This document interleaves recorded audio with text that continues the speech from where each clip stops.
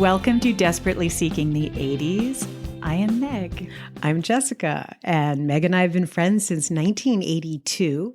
We got through middle school and high school together here in New York City, where we still live. And where we now podcast about New York City in the 80s. I do rip from the headlines. And I cover pop culture. Let's get started. Jessica, I'm a little nervous about today. Well, are you prepared? I am prepared. Are you excited or nervous? Because sometimes you can't tell the difference. Both. I'm excited and I'm nervous. Okay. Sometimes the way I can tell is whether or not I need to pee. No, I do not need to pee. I'm good. Okay, so you're probably more excited. I'm excited, but I'm also a little bit nervous because of the subject matter. So you will bear with me. Oh my God. Are you? It's okay. It's going to be fine. I'm going to walk you through it. Okay. Ready? No, I'm not. No. And I just, is there a trigger warning for this one other than for me? That's a good question.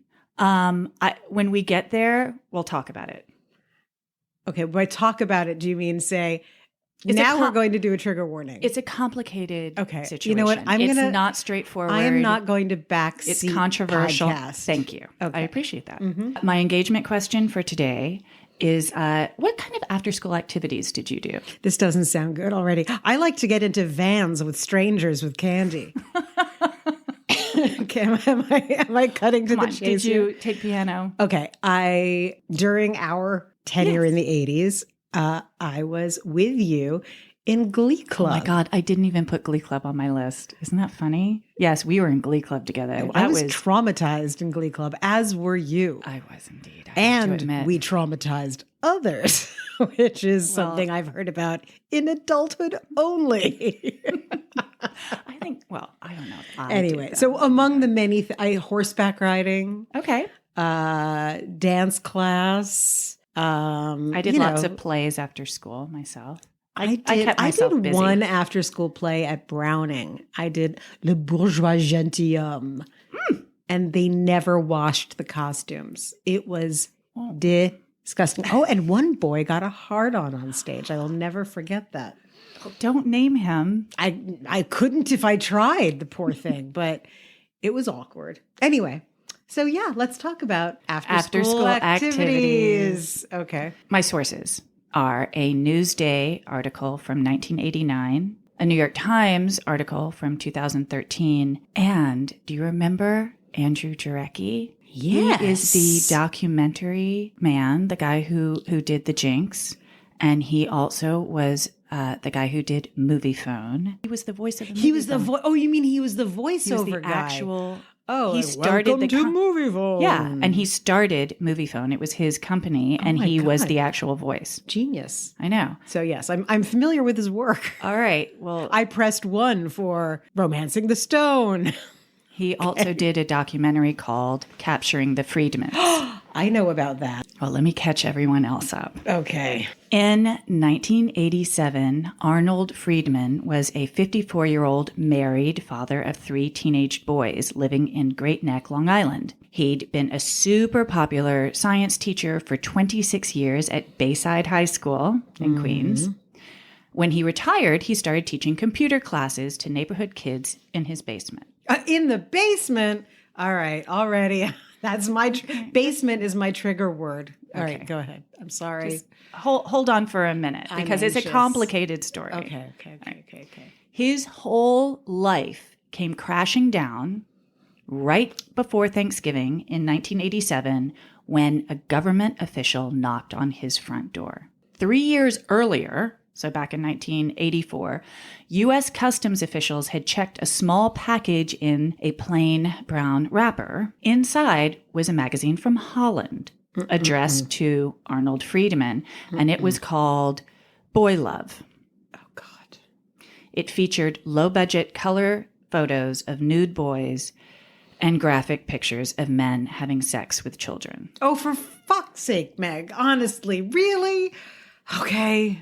I'm going to be very well behaved. My section is ripped from the headlines, and I cover true crime. This is what I do. Okay. The postal inspector, posing as some random guy named Stan, so they did a sting, right? Wrote to Arnold Friedman and asked if he had boy lover material to sell. Friedman responded 3 days later, I have none to sell, but am interested in obtaining. Do you know of any sources? So are you following? Yeah. Okay.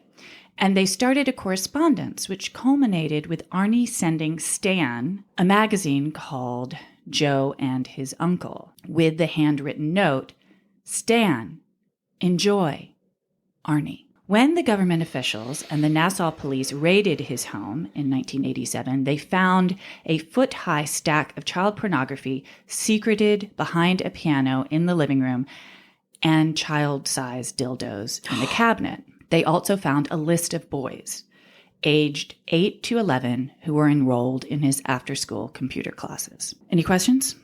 You had me at child-sized dildo. I thought that might get your attention. Okay. All right. So the police went about interviewing the kids. And this is where the story gets really sticky. So just bear with me, okay? The police say the kids told them horrifying things went on in these computer classes. The kids were given pornographic magazines and computer discs called Stroker, in which the player could make a graphic representation of a man masturbate, and Strip Poker, in which a woman figure would shed clothing as the game progressed until she was naked. Now, do you remember what computer games looked like in the 80s? Yes. Pac-Man and Mario Brothers and Centipede? Highly pixelated. Very crude. Yes. Yeah. The kids said Arnie started playing nasty games with them in real life. This is a quote. Mr. Friedman pulled my pants halfway down and he made me hold onto one of the computer table chairs. I screamed, Dad, and Mr. Friedman said to me to be quiet. Mr. Friedman put his hands over my mouth. During this time, the other kids were screaming and telling Mr. Friedman to get off me. I was scared and the other kids were scared too. The kids said that Jesse, Arnie's 18-year-old son, joined in. Eventually, there were orgies of sexual abuse. The kids recounted being held down by one attacker and raped by another. Games of naked leapfrog took place. They were videotaped and photographed and threatened to stay silent. The kids said Arnie threatened to burn their houses down and kill their parents. Other kids in the exact same classes said absolutely nothing happened. They just learned how to use a computer. They said the police kept telling them these horrible things had happened to them, insisting that these horrible things had happened to them. But these kids insisted that nothing like that ever happened. Some of these kids stayed resolute, but others eventually buckled. One mom said her son, and this is a quote from the article, started out saying nothing happened, then maybe I saw something. Then about 2 hours later, well, maybe Arnold did expose himself. Maybe Jesse did expose himself. Finally, the boy described being fondled and sodomized. At that point, I went nuts, the mom said, remembering the fury she felt at Arnold Friedman. I said, if you don't arrest him after what I just heard, I'm going to buy a gun and kill him. Arnie and Jesse's friend were arrested and charged with hundreds of counts of sexual abuse, including molestation and sodomy, but they all three maintained their innocence. So, who are these Friedmans? We've met Arnold. He was born in Brighton Beach. He went on to play piano for a Latin band in the Catskills under the moniker Arnito Ray, and married Elaine Friedman when they were both very young. He admitted he was attracted to boys from a very early age. The problem was that as he grew older, the age of the boys he was attracted to stayed the same. He said he molested his 8-year-old brother, Howard, when he was 13. Howard has no memory of this. Elaine and Arnie had 3 sons, David, Seth, and Jesse. Now they are grown, obviously. And when this documentary was made in the 80s, Jesse was the youngest. So he was 18 and the other 2 brothers were older than he was. David, incidentally, is Silly Billy. Do you know who Silly Billy is? Mm-hmm. He is the #1 clown in New York City for children's parties. Are you kidding me? No, now? I am not. You have to book him years in advance. You cannot get Silly Billy unless you know somebody. I'm genuinely at a loss. Just Okay. Continue. All right. Seth, the middle brother, Silly Billy is the oldest. Seth, The middle one is an endocrinologist currently. And Jesse was in prison until 2001, but now he's out. When they were growing up on Long Island in the 80s, the boys were all very close with their father. He was by far the favorite parent of the two, which is interesting, right? Arnold played the piano and had a great sense of humor, charismatic, loved to film home movies. And Elaine, their mother, who the boys all call humorless, was kind of the odd man out. When the shit hit the fan in 87, they kept filming these home movies. In Capturing the Friedmans, the documentary, you get to see all kinds of family dysfunction. It's insane. And in the film, all three boys are furious at Elaine. Their mom. How did you know? Well, you just told me. Okay. They Yeah. They blame her for everything. Okay. They somehow, the whole thing is her fault. And she's finding out about what's going on at the same time that they're finding out what's going on. So that's interesting to watch. In the meantime, Arnie admits to being a pedophile, but he says he never acted on it, except twice at their lake house. I never acted on it, except I did. Okay. Well, at their lake house, but never with the computer students. Who was at the lake house? Other little boys. All right.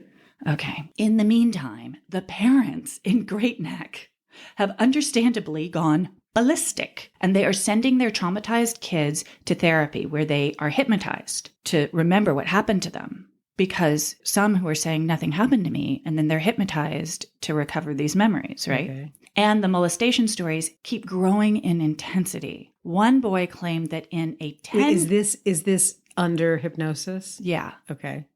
So one boy claimed that in a 10-week class, so that's 10 hour-and-a-half classes that have 8 to 10 kids in the class, he had been sodomized 41 times. So that's at least 3 times per class. And the police are unable to recover any physical evidence. No photos, no film, no blood, no semen, nothing. But the boys' testimonials are enough for the court, and Arnie and Jesse's friend are looking at lifetime sentences if they are found guilty. Jesse's friend is the first of the 3 to make a deal. He turns on the other 2. He gets 6 months for turning in the other 2. Then Arnie pleads guilty, hoping Jesse will get a lighter sentence. Then Jesse pleads guilty too, saying every gruesome thing actually happened. He even says Arnie molested him, but he doesn't get a lighter sentence. The judge sentences him to the maximum, 18 years. After he is in jail, Jesse recants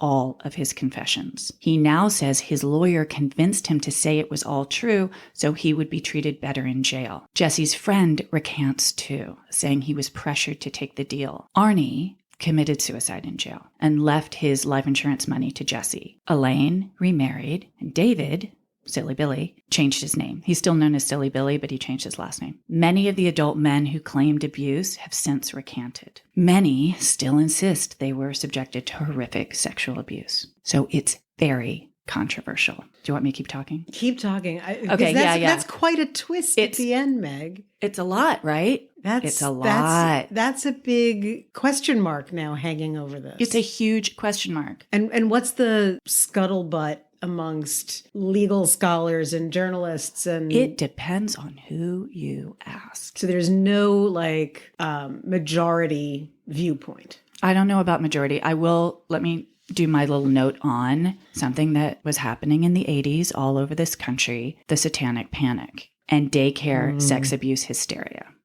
So that's what was going on all over the country. Many believed in sweeping, lurid claims of satanic ritual abuse and sexual abuse of children with little or no evidence beyond the testimonials of the children, who were interviewed by adults in very leading and coercive ways. So this is all over the country? All over the country. The McMartin trial was in California, Southern California, and that's like the super famous one. Mm-hmm. But it was all over the place. If you look at the dots on it's not localized in any way. So it sounds very witch hunty. You think. Mm-hmm. Exactly. When the police were interviewing the kids, they would say, I know he stuck this thing inside of you. Didn't he also make you do this other horrible thing? And eventually the kids, you know about false confessions, right? Mm-hmm. The way that these policeman. It's easier to get them to stop by just saying yes. I just want to go home. Okay, what do you want me to say? You want me to say this happened? Fine, it happened.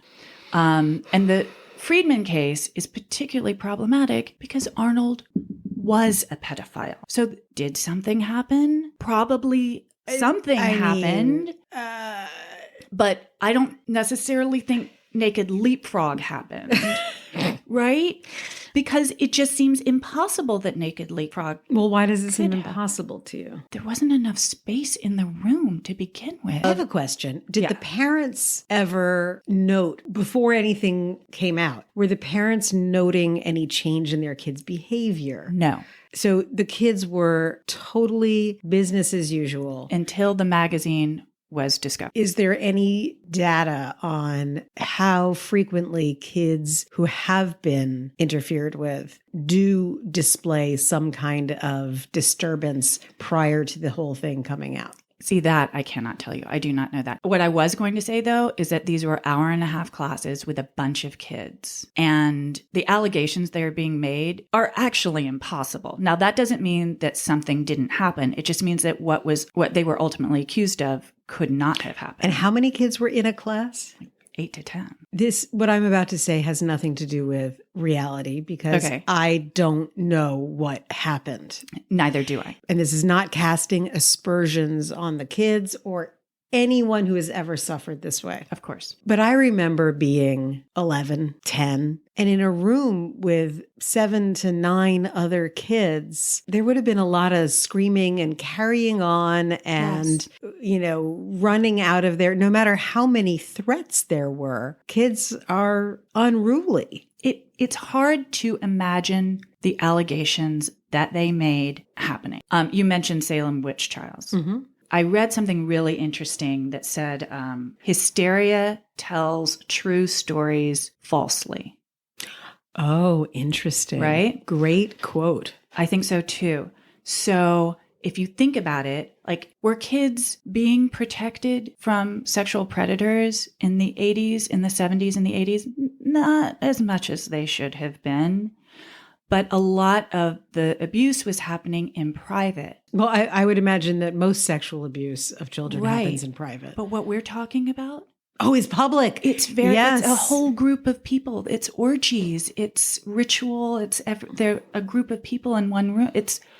But if you are just beginning to find out, imagine you're parents of children and you're starting to find out about pedophilia that you didn't even necessarily knew that much about, and you don't know how to process it. Are you going to be worried about how your child is actually being threatened, being groomed, or are you going to think, oh, these are monsters and monsters behave in this extreme way? Well, yes. I mean, it's easier to believe in the monsters. Well, it's also your point about how there wasn't an open discussion in the country about child molestation the way that it is even 15 years ago, much less now. So I could imagine that any parent would go from 0 to 60 in a nanosecond. Absolutely. And without even having any tools with which to question, wait a minute, this seems weird. But, also as a non-parent, I have to say I am woefully unqualified to say like what I would do in these circumstances. As a parent, I would go completely ballistic. Absolutely. There's no question. There's no one to blame here except perhaps Arnold Friedman, who was in fact a pedophile and who I imagine did something. We know he admitted to doing something at the lake house, at least, but did he play naked leapfrog? I'm thinking no. I'm thinking things got, and this is just my opinion, things got super blown out, mostly because the people in authority didn't know how to talk to the kids about it, and they didn't know how to process what they were dealing with. Hysteria does pop up, in history. You mentioned the Salem witch trials. We've got the satanic panic. We've got QAnon happening right now. Yes. I think that the other thing that really sticks with me is that Jesse testified that his dad raped him. He now says it never didn't happened. happen. But just think about this for a second. Like your favorite parent. Yeah. Let's pretend that nothing happened just for a second. Yeah. your favorite parent. You are separated because you're being held for, Rikers for whatever the charges were at the time. So they're separated. And someone says, just rat out your dad. That's a big leap. I'll just say, if you watch the documentary, Andrew Jarecki thinks nothing happened. Really? Yeah. Interesting. I mean, he doesn't say absolutely nothing happened, but you get the feeling that definitely Jesse, no question about it, got set up. Interesting. Wow. By the court system. I mean, basically, they were like, do you want to go to jail for the rest of your life? Or just say your dad did bad things to you and people will feel sorry for you. And your dad is saying, just say something so that you don't have to go away forever. Oh, he did say that. The dad did. Oh. Yeah. There was a lot of like, just save Jesse. This is so grim. I know. It's grim and it's complicated. Okay, here's how I'm going to reframe this for my own sanity. For me, this is less a conversation about molestation than it is about hysteria. Yes. And the perils of the hive mind. Mm-hmm. So. And judges, for me, judges and police people, and how easy it is for everybody. And once people get their head set on something, you can't even talk about the truth. Funny enough, we have it's not a child problem, but we have a current event that sort of looks at this, which is the Johnny Depp and Amber Heard trial right now. Or not trial, but the court case. He brought charges against her for libel and slander. I think that's what it is. So it's a civil case. It's not criminal. But when she first made the allegations and he... What were her allegations? Oh, that he tortured and abused her and, he lost all of his work with the Disney franchises. He was completely, talk about canceled. Okay. Done. And now that he's been on the stand testifying on his own behalf and his friends and old girlfriends and his wife and his former wife and all of this, now the group hysteria is that he's innocent and, Amber Heard is a monster. So it's one extreme or the other. Exactly. And it's, what's the better story in the moment? Right. And the truth is probably something harder to talk about. I was just going to say something that sounded like it was from the X-Files. The truth is always somewhere in the middle between the extremes that society wants to. Or is that's like a little Shatner-y. It's another story that chips away at faith in humanity. Well, thank you for I know you hate these kinds of stories. But didn't we have an agreement that there was going to be no more child stuff? Or was that just me having a fit after the last one? I think that might have been me having a fit. Yeah, I'm sorry. I do true crime. That's what I do. I know, but it'll be okay. Horrible. Yes, well, it will. It happened a long time ago, and people are now much more savvy. And there are nanny cams, which there weren't. And I do think that it's important to talk about things that happened.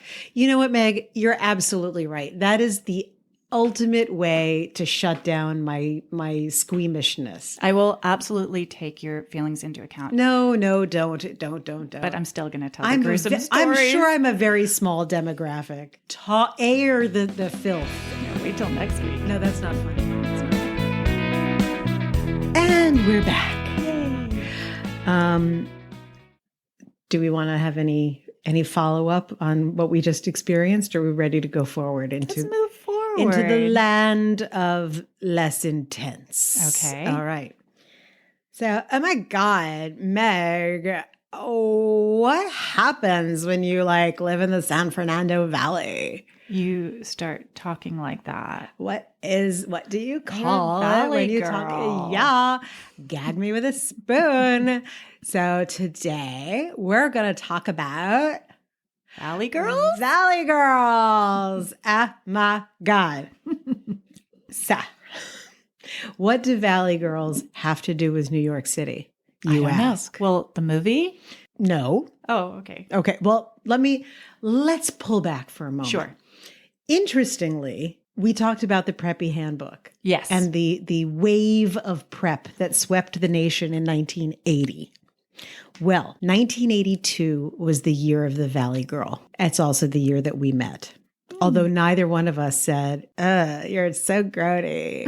But 1982 was the year of the Valley Girl. It was the year that the movie Valley Girl came out. The first and last time I ever thought that Nicolas Cage was somewhat cute. Very talented actor. But it was the year that Fast Times at Ridgemont High was in production.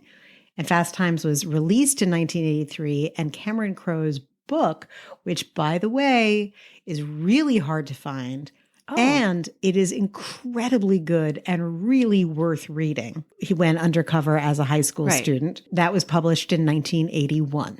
Okay. So it was straddling the year. And in 1982, the handbook Valley Girl's Guide to Life was published, as well as For Sure, How to Be a Valley Girl, and the song that really started it all. Moon Unit. For sure, she's a Valley Girl.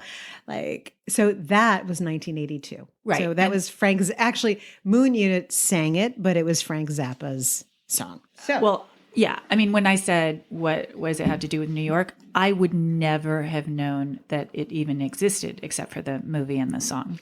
Well, that's how it got to New York.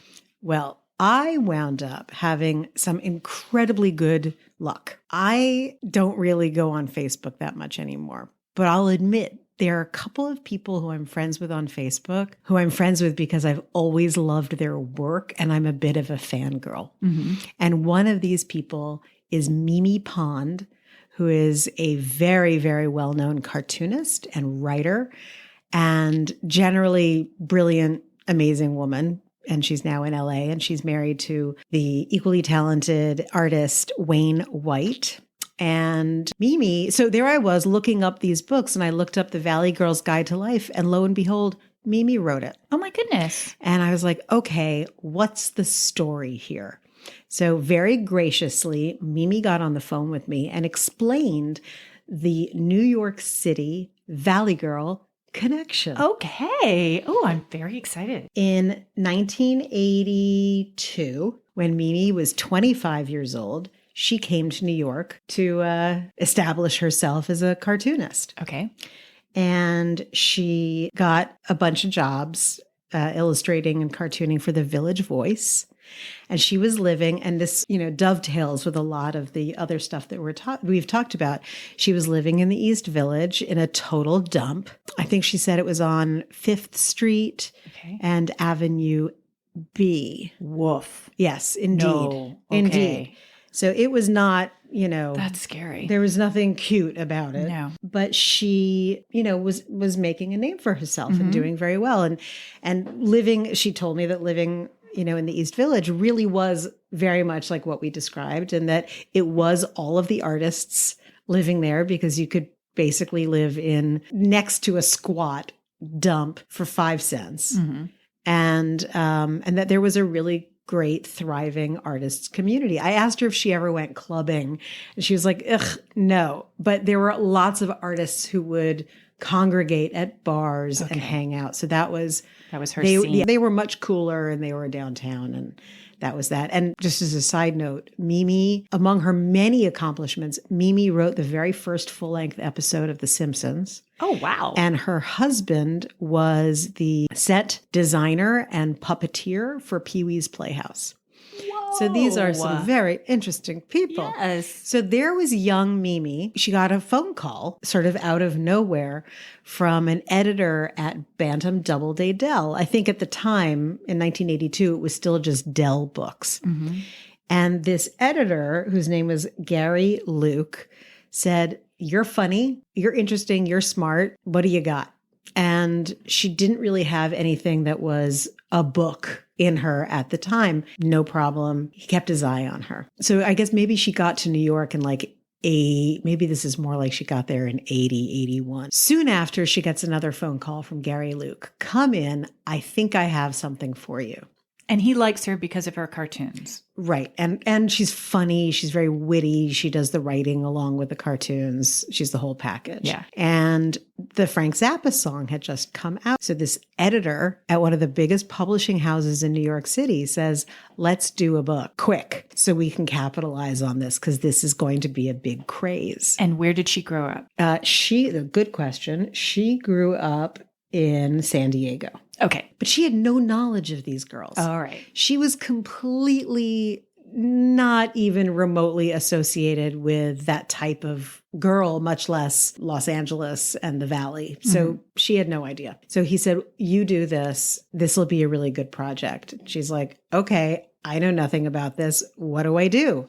So she gets on a plane and she goes to LA and she's, checking it out. And she said, and I love this because this is such a writerly thing to do. She just stalked these girls all over the mall and she listened to them talking to each other on escalators and she looked at the clothing and she just studied them like a sociology project. Yeah. She really got a handle on them. Margaret Mead. She was. So she does the book. She writes it for Gary Luke. Guess what? New York Times bestseller. Now, interesting. Yes. Preppy Handbook. I understand how that got to be so popular in New York, but New York Times national bestseller. Right. What's that about? So keep that earmarked for yourself. So now this book is incredibly well known and they really want to publicize it. So 25-year-old Mimi is put in limousines and carted around the country talking on radio programs about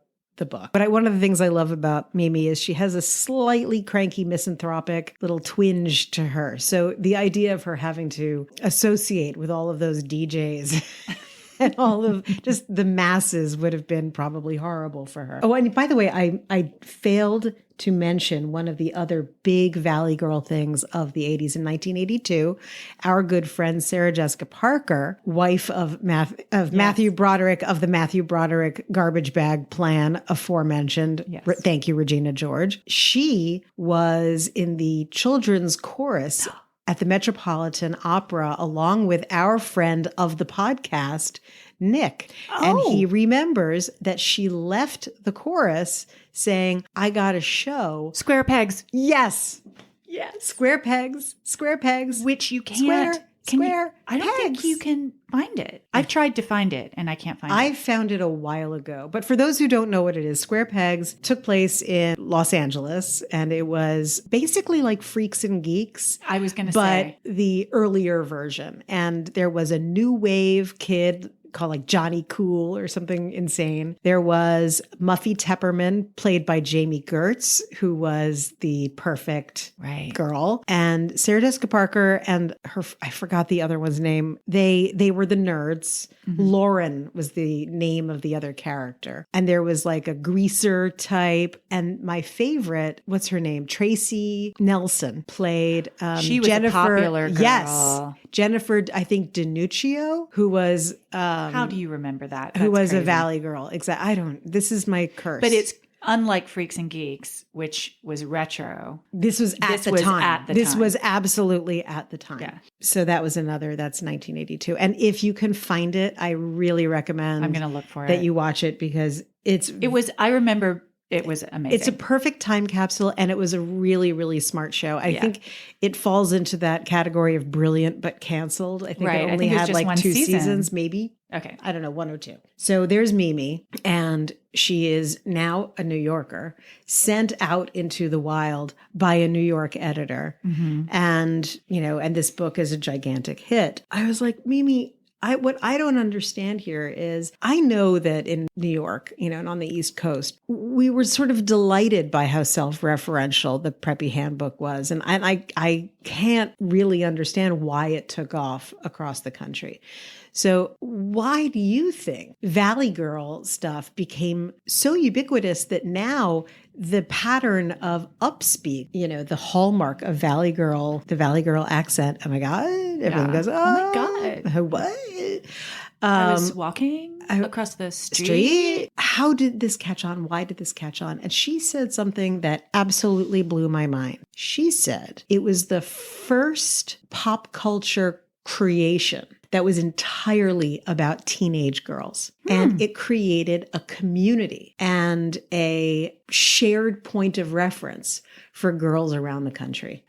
And so it wasn't even so much that they were buying into whatever the Valley Girl mindset or whatever was, but the trappings of it and the clothing and the speech patterns and the music and all of that was so cotton candy that it was pretty innocuous. It wasn't threatening in any way. It was a way to have fun as a girl that was being reflected to you from pop culture, and it was all, and then you were reflecting it back. I remember like, that is genius. That Mimi. is, it's very interesting. And I remember as a New Yorker, it was all very alien to me. I didn't know how malls worked.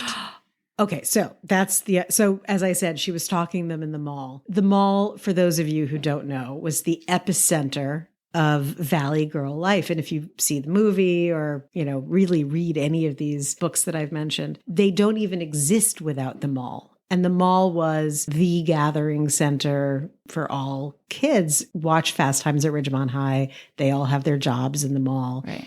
But you're right. I had never been to a mall either. I had no idea. How old were you when you first went to a mall? I went to a mall, well, when I was growing up, but it was when I visited my grandparents in Atlanta, Georgia, because there's definitely a mall culture in Atlanta, Georgia, but there's no equivalent in New York.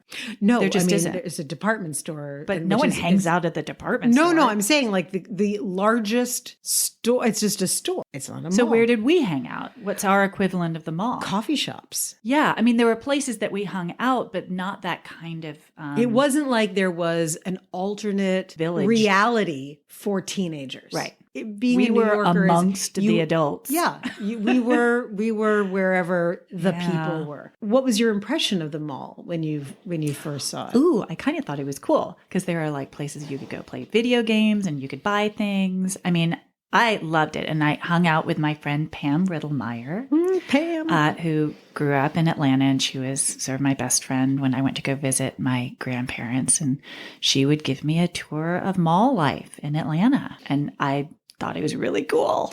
Well, I remember I couldn't have been more than 13. So this is somewhere between 1981 and 1983. I had a really lovely friend from camp. And here's a spoiler. I'm going to do a whole thing on camp. So just, let's just put a pin in that. But I had a great friend from summer camp, and she and I were the only girls not from Long Island or New Jersey. And so we were absolutely ostracized. And I'm going to tell a very quick story about my second summer camp. So my parents, bless them, kept sending me to these like regular camps, like there's sport. I was really not cut out for that. So I arrived at this new camp. I think I was 10. And so this is 1980. And I'm wearing, like Lee jeans with a boot cut with my Fry boots and my plaid shirt with the sleeves rolled up above the elbow and my long hair parted in the middle. And I walked into Jordache land and sparkly barrettes and that whole thing. And I had always been taught by my parents, my mother specifically, who was a bit formal. When you meet someone, you go up to them, you shake their hand, you look them in the eye and you say, "Hello, my name is Jessica. What's your name?" So I do this. And she says, "Oh my God, are you English? Hey, everybody, meet English." It was like everyone in the bunk was Jimmy Cagney. Hey, everybody, come on. So I was English. That was my name for the summer. But Lori from Connecticut was like, "I'm with you, English. Let's avoid the giant comb in the back pocket kids as much as we possibly can." They took so much joy in winging our hair for ice cream socials with Camp Greylock, the boys across the lake. It's all real. It is absolutely, Little Darlings was real. Anyway, so Lori, who is awesome, had me stay over at her parents' house in Connecticut many times. And the very first time she took me to the mall, it was like going to the lost city of Z. I was like, what is this exotic land? It's true. It was like, I'd never seen anything. So there's a store for socks. It was cavernous. It was cavernous. And there were water features. and there was so much junk food. I couldn't even fathom, like, what's an orange Julius?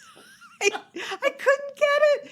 So I thought it was the most magical thing in the entire world. I would come home from my jaunts to Stamford, Connecticut, bitterly complaining that I didn't get to live in the suburbs. And my parents were like, she'll get over it in 30 seconds. All right, 30, 29, 28. So that's really our introduction to Valley. And what I also think is kind of interesting, we mentioned this before during the Broadway episode, that at our school, talking like a Valley girl was not really cool.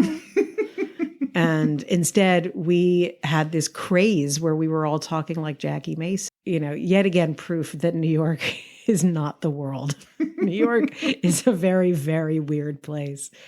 But made this decision, a publishing decision. That's right. To make it universal. So the birth of the still to this day lasting Valley trend. In fact, you know what's a Val trend? What? You'll find it in every text thread that you've done in the last couple of days.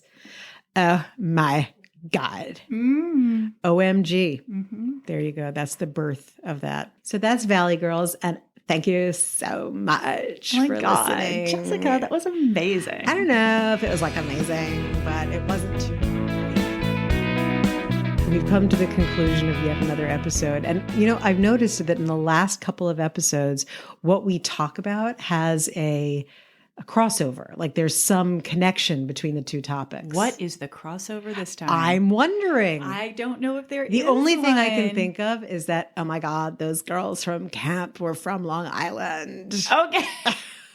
All right. I'll take it. All right, Stacy. Good night. Thanks, Meg. Thank you, Jessica.